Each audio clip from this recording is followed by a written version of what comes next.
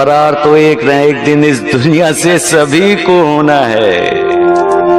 जो अपराधी हैं वो अपने इलाके के कानून से बचने के लिए फरार होते हैं और भक्त भगवान की तलाश में इधर उधर घूमते रहते हैं। और जब भगवान से मिलने की चाहत तेज हो जाती है तो उन्हें अपने आप भगवान का साक्षात्कार हो जाता है। किसी एक को बार बार गुमराह किया जा सकता है, सबको नहीं।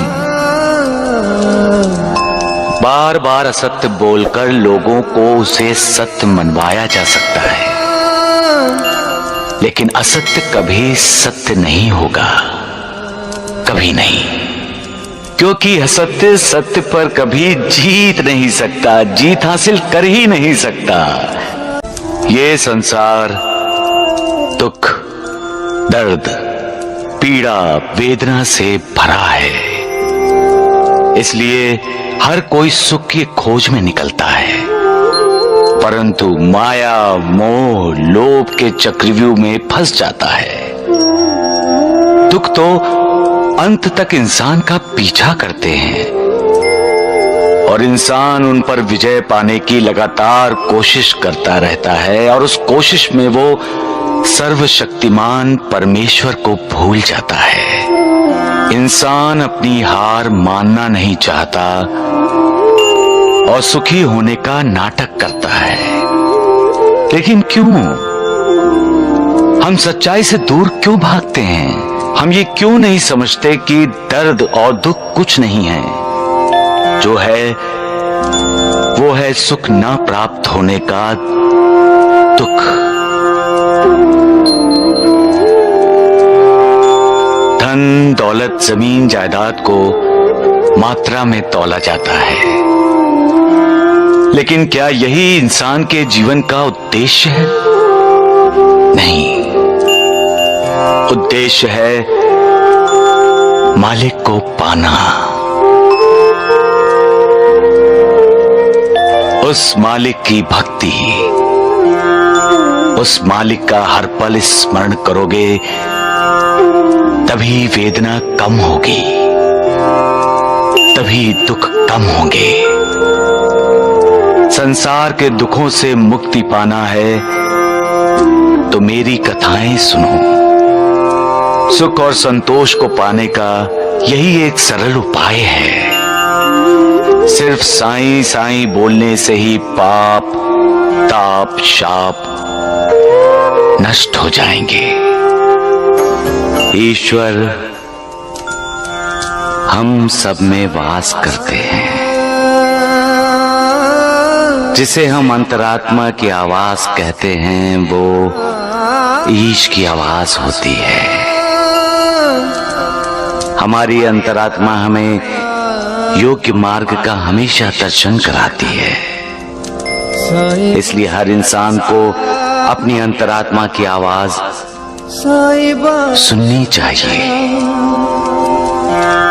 कभी कभी इंसान दुविधा में पड़ जाता है, क्योंकि जब उसके मन की आवाज उसकी अंतरात्मा की आवाज से टकराती है तो उसकी समझ में नहीं आता कि वो किसकी आवाज सुने। उस समय हमें अपनी अंतरात्मा की आवाज सुननी चाहिए, क्योंकि वो सच की आवाज है, ईश्वर की आवाज है। सबका मालिक एक। हम जैसा करते हैं वैसा ही भरते हैं। इसीलिए तो कहते हैं जैसी करनी वैसी भरनी। जो बीज बोएंगे उसी की फसल होगी और वही काटेंगे, वही खाएंगे। प्यार करो, प्यार मिलेगा। आदर करोगे, आदर मिलेगा। और अपमान करोगे तो मान कैसे मिलेगा? कभी नहीं मिलेगा। अपमान करोगे तो अपमान ही मिलेगा। धोखा करोगे किसी के साथ तो तुम्हें भी धोखा ही मिलेगा। वो मालिक सब बराबर करता है।